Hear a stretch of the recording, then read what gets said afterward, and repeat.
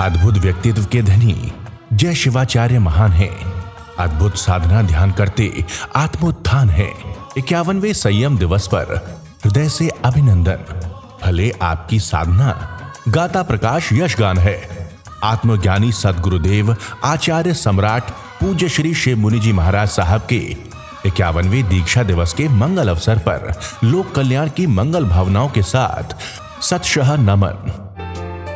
इस कार्यक्रम के प्रसारण सहयोगी गुरु भक्त परिवार सूरत।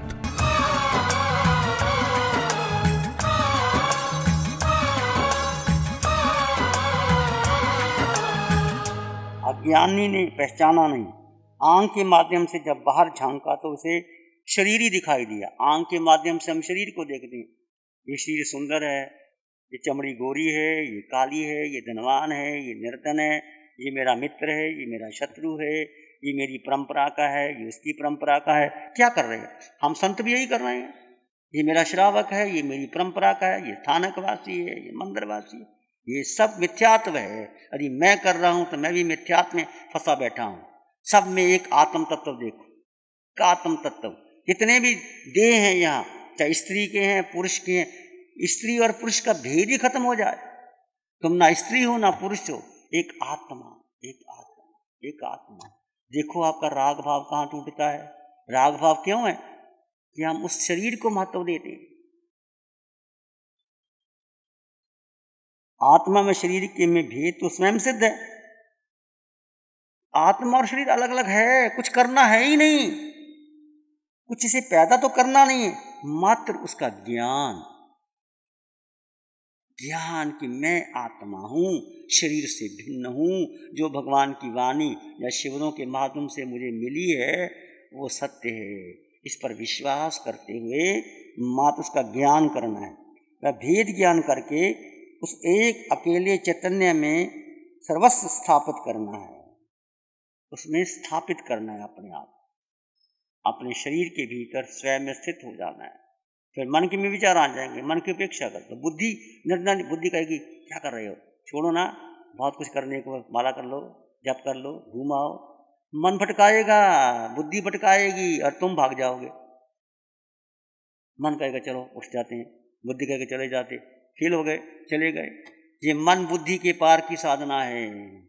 और जो इतनी साधना करते हैं, हम पूछते हैं कितने घंटे साधना करते हैं? घंटा कर लेते हैं, 20 मिनट कर लेते हैं। क्या 20 मिनट में कोई साधना होती है क्या? 20 मिनट तो मन ही नहीं लगता। 2 घंटे बैठोगे तो आधा घंटा तो ऐसे चला जाएगा। कम से कम संकल्प करो, तुम पुराने साधक है, 2 घंटे 3 घंटे 4 घंटे 24 घंटे में लगाओ ना। क्यों टाइम बेकार कर रहे हो? आधा घंटा 1 घंटा साधना, इसका मतलब रुचि जगी नहीं अभी। मैं बहुत से साधकों को, मेरा एक ही विषय और कोई विषय नहीं मेरा, भाई ध्यान शिविर करना है। हालांकि लोग मेरी निंदा ही करते होंगे, अच्छा निंदा करने दो, मुझे क्या फर्क पड़ता है। मैं एक ही बात पे, ध्यान शिविर करना है भाई। संतों को भी यही कहता हूँ, ध्यान शिविर करना है। अच्छा कितने घंटे करते हो? आधा घंटा कर लेते हैं। हंसी आती, आधा घंटा ध्यान, आधा घंटे तो मन ही उछल होता रहता है। बुद्धि निर्णय ध्यान करोगे तो आधा घंटा तो ऐसे लग जाएगा। आधे घंटे के बाद, 20 मिनट के बाद सेटलिंग होती है। फिर धीरे धीरे जब सेटलिंग होती है, मन शांत होता है, फिर रस आने लग जाता है, तुम उड़ जाते हो। क्योंकि बुद्धि नहीं चाहती, मन नहीं चाहता, तुम पीछे लगते हो। इसलिए साधना मन की मौत, बुद्धि की मौत, देह की मौत। देह को तपाओ जितना तपा सकते हो। जैसे बर्तन को तपाते हो, घी बनाने के लिए तपाना पड़ेगा। तैयार हो तो ठीक है। ये क्षत्रियों का मार्ग है, ये महावीर का मार्ग है, ये सुकुमालता का मार्ग नहीं है। इसलिए यहाँ तप को महत्व दिया है। लोग मांस खमन कर रहे हैं, क्यों कर रहे हैं? क्या मिलेगा उनको? देह को तपाएंगे और आत्म दृष्टि से तप करेंगे, अनंत अनंत कर्मों की नजरा कर लेंगे। आत्म दृष्टि से तप नहीं किया तो कुछ होने वाला नहीं। ये साधना बहुत गहरी है, बहुत गहरी है। हमारा परम सौभाग्य है कि अरिहंत परमात्मा की कृपा मिल गई। अरिहंत परमात्मा की कृपा से साधना मिल गई। पंचम काल में मेरे जैसे व्यक्ति को साधना मिल गई। और क्या चाहिए? कुछ नहीं। आचार्य पद, ये संतों की भीड़ और ये सब, ये बहुत बार मिल गया, तुमको मिल गया और मुझको मिल गया। यदि साधना मिली तो कुछ नहीं मिला, यदि आत्मदृष्टि नहीं मिली तो कुछ नहीं मिला। आत्मदृष्टि वो कोहनूर हीरा है। जैसे हीरा कोहनूर सबसे अधिक महत्वपूर्ण है, ऐसे ये आत्मदृष्टि। और आत्मदृष्टि अभी तो आपको मिल जाएगी, फिर धूमिल हो जाएगी। बाहर जाओगे फिर वही व्यापार, वही धंधा, वही पत्नी, वही बेटे, वही मोह, उसमें सुख नजर आता है, सुख उसमें नजर आता है, फिर आत्मदृष्टि चली जाएगी। पहली बार आत्मदृष्टि नहीं मिली, इसलिए पक्का कर लो आत्मदृष्टि। क्षायिक संकित जब तक नहीं होती तब तक मैं इसमें लगा रहूं। इस ध्यान शिविर को बढ़ाओ, लोगों को प्रेरणा दो, शिविर लगाओ, सच्चे मन से लगाओ। जैसे अहम बुद्धि इसकी शरीर में है, वैसी तो चेतना में होनी चाहिए। मैं शरीर हूं, मैं मन हूं, मैं बुद्धि हूं, मैं पति हूं, मैं पत्नी हूं, ये बार बार दोहराया है। ये मिथ्यात्व है, ये अज्ञान है, ये मोह है, ये वासना है, ये तो जहर है। इस जहर को बार बार पी रहे हैं हम, अमृत को छोड़ करके जहर पी रहे हैं। बोलो ये जहर नहीं है क्या? ये जहर है जो अहम बुद्धि शरीर के प्रति है, ये आत्मा के प्रति होनी चाहिए। जैसे पर बुद्धि पहने वस्त्र आदि में, वैसे शरीर में होनी चाहिए। मैं शरीर हूं, मुझे वस्त्र चाहिए, मुझे ये चाहिए, मुझे ऐसा फैशन चाहिए, मेरा चेहरा सुंदर लगना चाहिए, मेरे बाल काले होने चाहिए, मेरे घुटने ठीक होने चाहिए। ये सब क्या है? शरीर फिर भी बदलेगा, टूटेगा, बिखरेगा, बुढ़ापा भी आएगा, जवानी भी चली गई तो श्वास भी टूटेगी, फिर क्या होगा? फिर कौन बेटा रहेगा और कौन भाई रहेगा और कौन फैक्ट्री रहेगी? तुम जानते हो, मैं भी जानता हूं, पर मोहनीय कर्म इतना जबरदस्त है, यहाँ जाने के बाद फिर अच्छा लगने लग जाता है। फिर बेटा अच्छा लगता है, फिर घर अच्छा लगता है, फिर भोजन अच्छा लगता है। मैं नहीं कहता भोजन मत खाओ, पर भोजन शरीर कर रहा है, मैं भोजन नहीं कर रहा है। मैं मात्र दृष्टा हूं। जितना दृष्टा भाव पोषण होगा उतना तुम्हारी साधना बढ़ेगी, कर्म कटेंगे।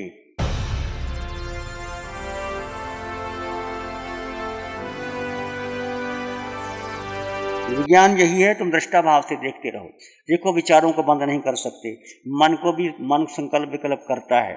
मन घड़ी के पेंडुलम की तरह है, ऐसे जाएगा, ऐसे जाएगा, ऐसे स्थिर हो गया तो मन की मोह। विचार आएंगे, बुद्धि भी करेगी, पर तुम उसमें इंटरफियर ना करो, तुम उसके साथ लगो नहीं, दृष्टा भाव से देखते रहो। ज्ञाता दृष्टा साक्षी भाव, अपने आप विचार कम हो, अपने आप जाएंगे और तुम गहरे चले जाओ।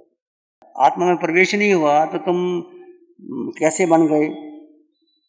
कितने अभ्यास के बाद कि आत्मा प्रतिपल प्रतिक्षण तुम्हारे साथ थी, है, रहेगी। अगला जन्म जाओगे तो आत्मा साथ जाएगी। आत्मा तो तुम्हारे साथ है, पर हमने आत्मा को महत्व नहीं दिया। हम अपनी आत्मा के गुणों का चिंतन ही नहीं करते, जितना शरीर का चिंतन करते हैं, मन बुद्धि का करते हैं, आत्मा का नहीं करते। समय की ध्यान है, ध्यान ही समय का, कोई अलग नहीं है। समय को लेकर के, समय पचक करके तुम ध्यान कर सकते हो। समय का अर्थ क्या है? आत्मा में रमन करना। और अब आत्मा में रमन करने की तो बात कर रहे हैं हम। जो कुछ भी यहाँ कर रहे हैं, चाहे हम आत्मा की चर्चा कर रहे हैं, आत्मा रमन करने की बात कर रहे हैं, वो सब आत्मा की बात ही कर रहे हैं। जब आप ध्यान करवाते हैं तो सब छोड़ करके केवल अपने भीतर गहरे समय लगेगा भाई। जन्मों जन्मों की पकड़ है, मन ने इतनी जगह बना रखी है, बुद्धि ने, मन ने, विचारों ने, वो नहीं देता। तुम्हारे घर में कोई किराएदार 10 साल से आके बैठ जाए, 20 साल से, तो खाली करता गया, करता खाली, वो कहता मेरा ही घर है। तो मन ने अपने को बना लिया, आत्मा को तो गौण कर दिया। मन है, इसलिए वो मन सुनता ही नहीं आत्मा की बात। आत्मा वात्मा कुछ नहीं, मैं ही मालिक हूं। और तुम कहते ठीक है, तो तुम कहते ठीक है, मन कहता उठो, क्या करना बैठे बैठे। दर्द पैदा कर देगा मन, टांगों में दर्द, कमर में दर्द, सिर में दर्द, दिल में दर्द, दर्द ही दर्द पैदा कर देगा। और तुम कहो ये दर्द शरीर को होता है, मुझको नहीं होता। बहुत कठिन है ये तप का मार्ग, ये साधना का मार्ग आसान नहीं है भाई, कठिन है। डुबकी लगाओगे तो तिर जाओगे। ये तुम्हारा सौभाग्य है कि तुम आ गए हो। देखो भाई, मन आत्मा के साथ उपस्थिति में सब कार्य करता है। कॉन्शियस माइंड, अनकॉन्शियस माइंड, सब कॉन्शियस माइंड, ये सब चेतना के अलग अलग स्तर हैं, पर मन पुद्गल है। आत्मा और मन अलग अलग है। आत्मा की उपस्थिति में सारा चेतन अचेतन कार्य होता है।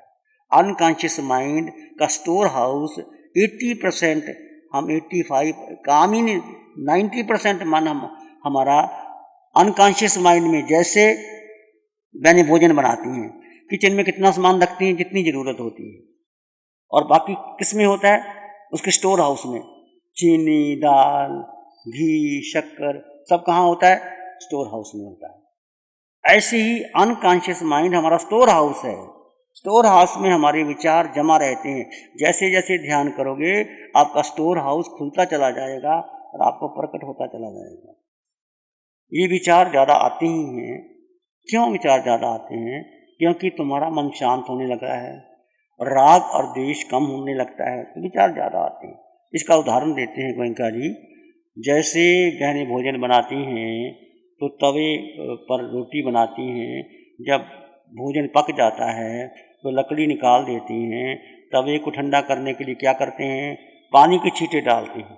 पानी की छींटे डालते हैं तो क्या आवाज़ क्या आती है, छूं आवाज़ आती है, छूं। या लकड़ी गीली है, लकड़ी को बुझाते हैं तो छूं, और उसमें अग्नि डाल दो, जलती हुई लकड़ी में और अग्नि डाल दो, आवाज़ आएगी? नहीं आएगी, क्योंकि राग में राग डालते हैं। तो अब आपका मन शांत होगा और राग का जो संबंध है इससे विचार ज़्यादा आते हैं। घबराना नहीं, आने दो, बस केवल दृष्टा भाव से देखते रहो और जानते रहो, और कुछ नहीं करना, केवल ज्ञाता दृष्टा। ये आत्मा का निज गुण है, ज्ञाता दृष्टा। जितना रहोगे उतना आगे बढ़ जाओगे। तुम करो, आत्मा को केवल रटना नहीं है, आत्मा में जीना है, धर्म में जीना है। केवल चर्चा नहीं करना, ये चर्चा करोगे कुछ होने वाला नहीं, उसमें जियो। Life is a cup of knowledge, you must drink up the last drop of it. Ulysses ने कहा था कि जीवन एक ज्ञान का प्याला है और लास्ट ड्रॉप तक पी जाओ। जैसे आपको प्यास लगती है ना, तो एक प्याला पानी का आपके पास आता है तो कैसे करते हो, घटाघट घटाघट घटाघट आखिरी बूंद भी पी जाते हो। पीते हो कि नहीं, किसी को देते हो? ऐसे life is a cup of knowledge, you must drink up to the last drop of it. ये जीवन एक ज्ञान का प्याला है, पी जाओ, घोट के पी जाओ, भीतर भीतर पी जाओ। आपके मार्गदर्शन में स्वयं को ढूंढने आई हूँ, आत्म शांति, आत्म शुद्धि व एकाग्रता को प्राप्त करने, स्वयं को गहराई से समझने व अपने भ्रम को दूर करने कि जो है वो मैं हूँ, उसे दूर करने में यहाँ आई हूँ। मैं को भूलकर स्वयं की आत्मा को पहचानने आई हूँ। अच्छा। हर दिन की वास्तविकता का आनंद हर दिन खत्म हो जाता है, पर धर्म की वास्तविकता जीवन भर हमारे साथ में चलती है। उसी शक्ति को पहचानने में यहाँ आई हूँ। प्यारी गुरुवाणी है, बड़ी ही सुहानी है। आंखें बंद, मन वचन काया शांत, शरीर शांत, विचार शांत, सृष्टि शांत, वातावरण शांत, हर दिशा हर किनारा शांत शांत शांत। सिर के सिरे से पांव के अंगूठे तक अपने भीतर शुद्ध चेतना का एहसास कीजिए।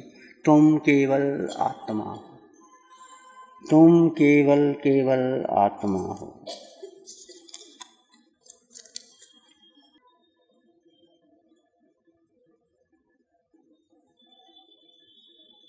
मैं आत्मा हूँ, सर्वगुण संपन्न परिपूर्ण आत्मा। मैं अकेला, निराकार, निर्विचार, निरंजन, आत्मा बुद्धि से परे, केवल आत्मा, केवल आत्मा।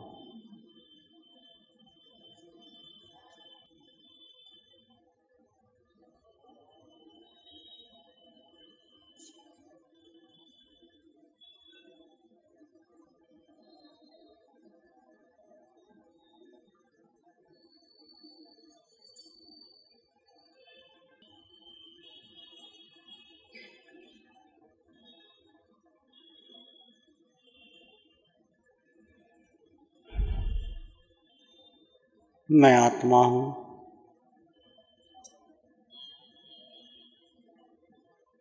अनंत ज्ञान और दर्शन से परिपूर्ण हूँ।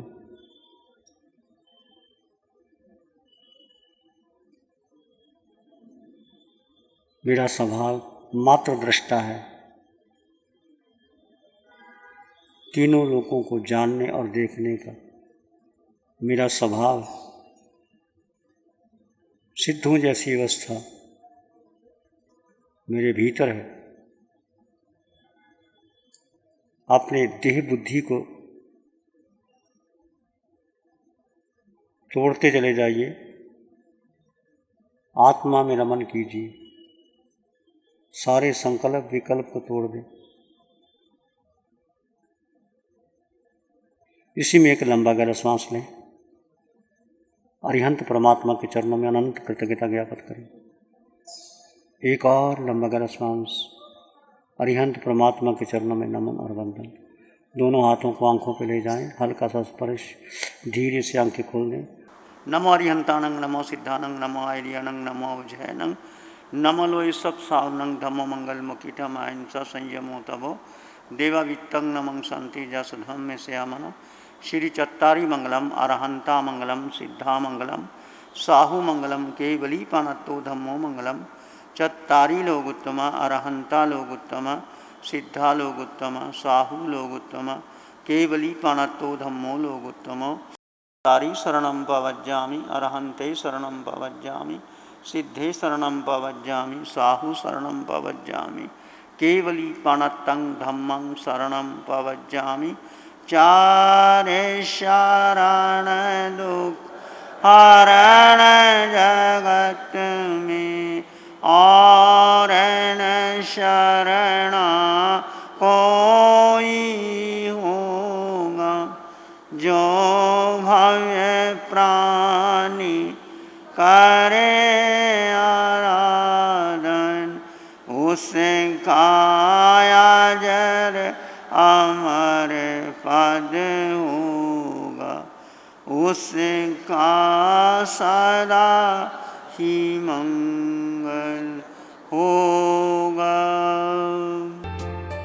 इस कार्यक्रम के प्रसारण सहयोगी गुरु भक्त परिवार, सूरत।